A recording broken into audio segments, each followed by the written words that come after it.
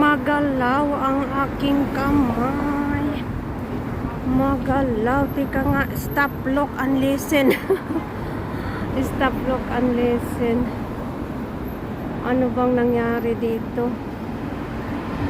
Parang makulimlim na biglang lumamig. Ito na yung sitwasyon.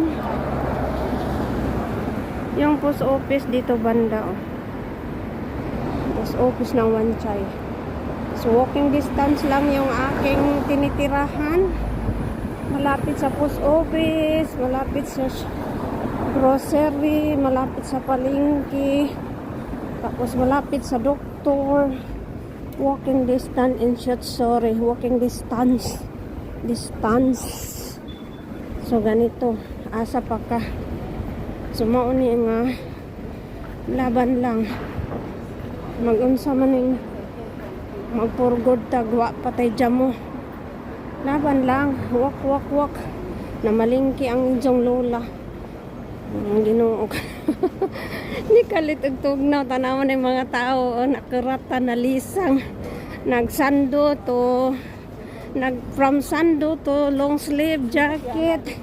Asa ka man ang kong wider makabuang ng wider oy.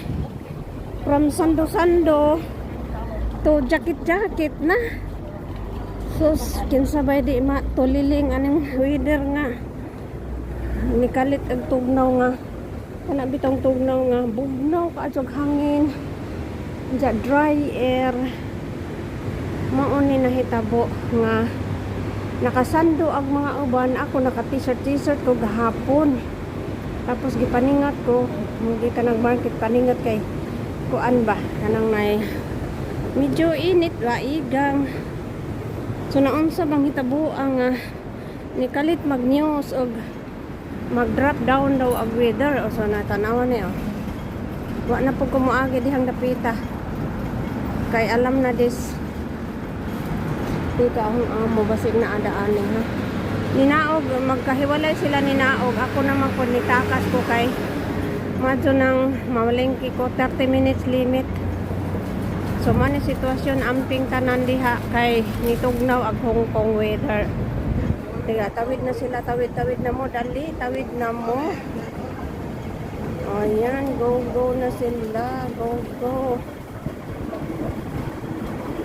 Ako po, mag-go na ko aristulay. Hala na ay kalimtan na ay lang bago, nahugwa sila.